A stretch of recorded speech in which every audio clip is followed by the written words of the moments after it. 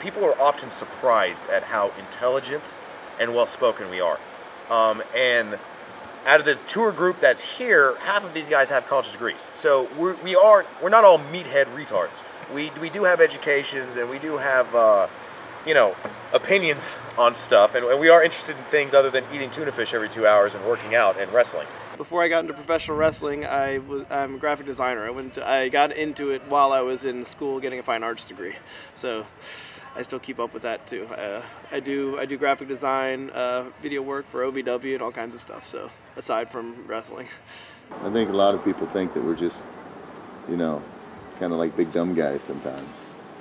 I thought they'd be bigger.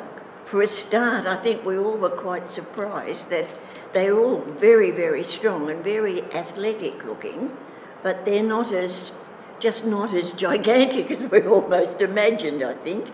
I think that was the most striking thing for most of us. In terms of like steroids and the performance, no, not at all. Would my path to success been a little bit quicker possibly if I had chosen to go that route? Perhaps. This is a very aesthetic business. I can't say that, but at the same time, I feel like not everybody needs to be 300 pounds jacked to the gills. That's not what I'm trying to be. But specifically, WWE has a wellness policy. I could go and get a bunch of steroids and get jacked huge, but they're not going to hire me.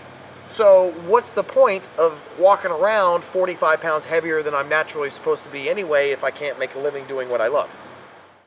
To me, it doesn't feel like work because it's something I've always liked to do. I mean, I enjoy working out.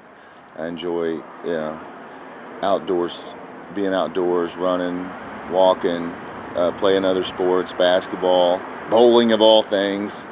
I've never really thought of it like work. Other people, I'll go to the gym and I'll go to lift weights, and guys will be walking out of the gym and I'll say, "How's it going?" And they're like, "Good, now that it's over with." And I've never felt that way. I've always been excited to go work out, and almost, you know, when it's over, I never felt like, "Oh man, I'm glad that's over." I'm looking forward to doing it again the next day.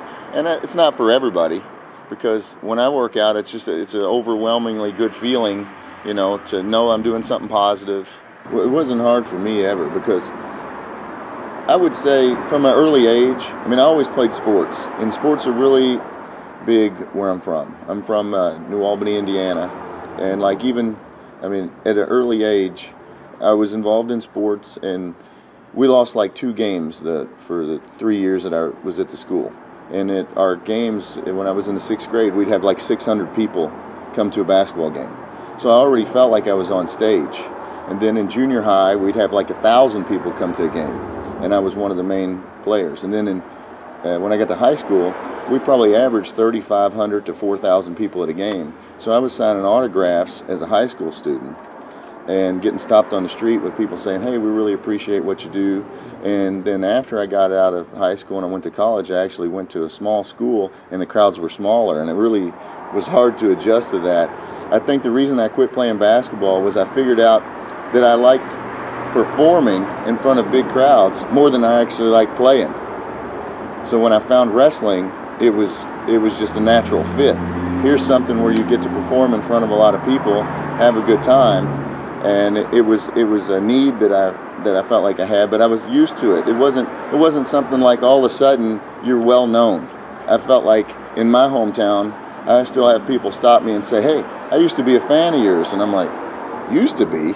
And they're like, "Yeah, I used to watch you play basketball." And I think, I thought they were talking about wrestling, and they're still talking about basketball from, you know, 20 years ago. I grew up watching pro wrestling. It's what I wanted to be since I was 8 years old. It's still the only thing I want to do. You know, if there was anything else in the world I wanted to do, I mean, that I had this much drive and passion for, I would go for it. But it's with myself and with all the other guys, we break our backs every night.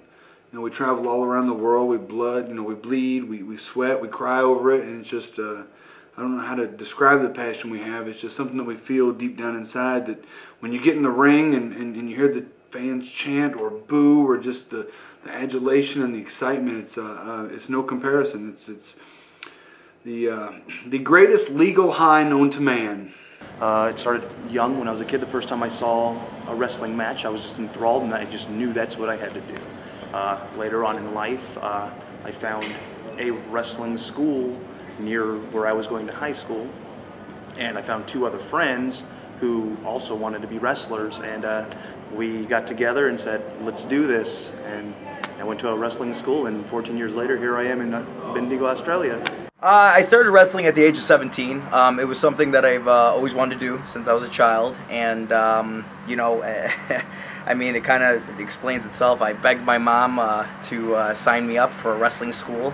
You had to be 18 to do that, so I just, you know, I was like, Mom, please put me in a wrestling school. This is what I want to do, and she went ahead and did it. She always knew this was something I wanted to do, and here I am entertaining now, and you know, to be quite humble about it, I'm probably one of the best in the world right now.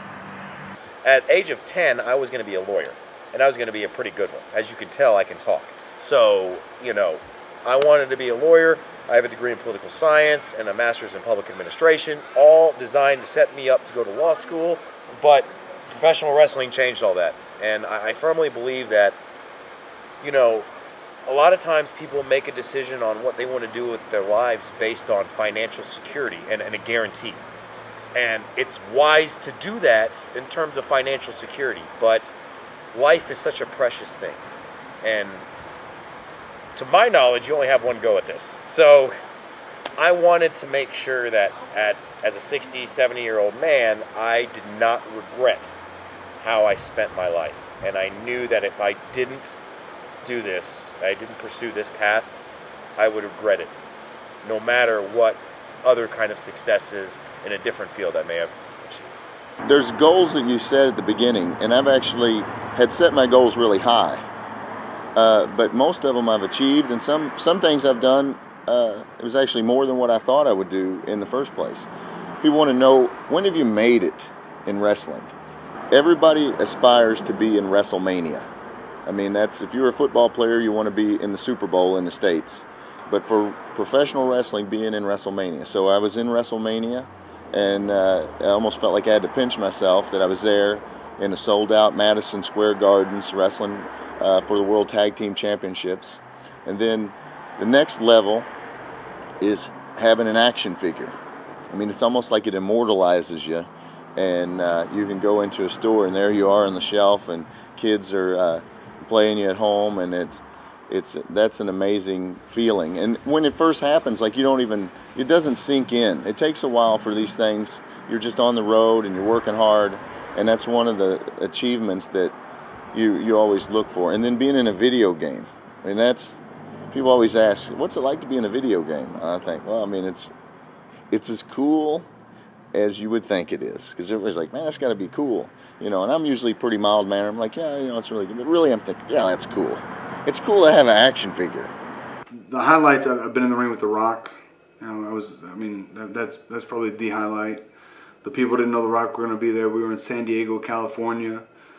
Jonathan Coachman, the coach, kicked Eugene out of the ring. I mean, I started crying because the way he just badmouthed me, and I'm almost to the back, and I waved goodbye to the people. I turned around, The Rock's music hit, and he came out. I'm getting goosebumps just talking about it. The most electricity I've ever felt in a building in my entire life. Nobody in the building knew he was going to be there, and The Rock came out, and Eugene, get your ass back in the ring. And just, I mean, we were 15 minutes in the ring, just back and forth, and in there with The Rock, and it was like probably the highlight of my career. I've been in the ring with Hogan, like I said. I've wrestled Triple H, I've wrestled Kurt Angle, I've been in the ring with John Cena, I've been in the ring with Shawn Michaels.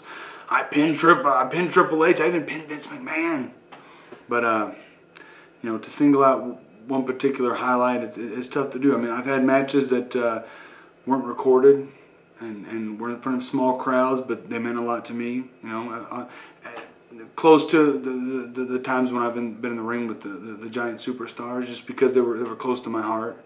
You know, so I probably can't single out one specific, you know, high point in my career. There's been so many.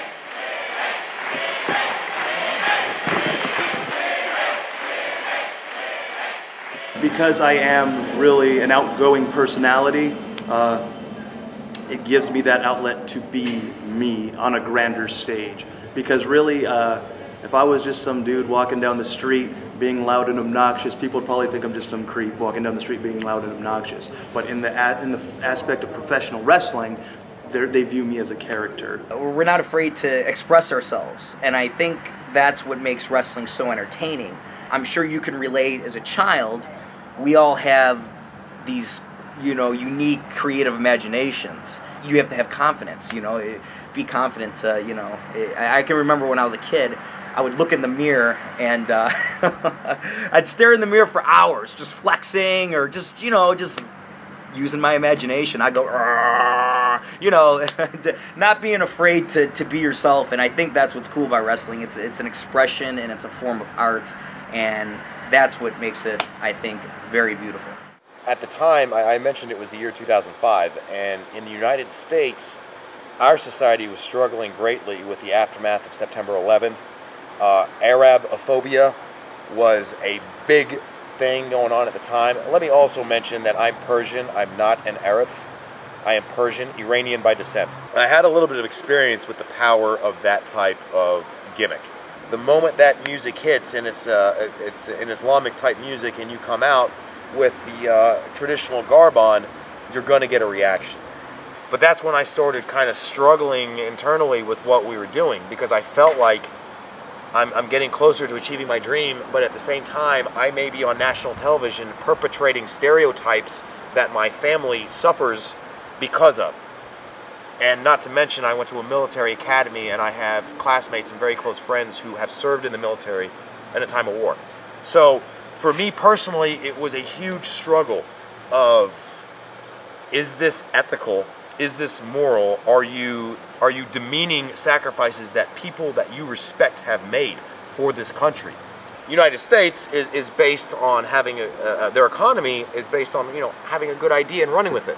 And I felt like this was a good idea, right place, right time. And you know what? I had grown up in this country for 32 years. Everywhere I go, people look at me twice. When I go to Walmart, you know, people look at me kind of strange. I've suffered inherent racism in the United States, so you know what? I'm going to make money off of it.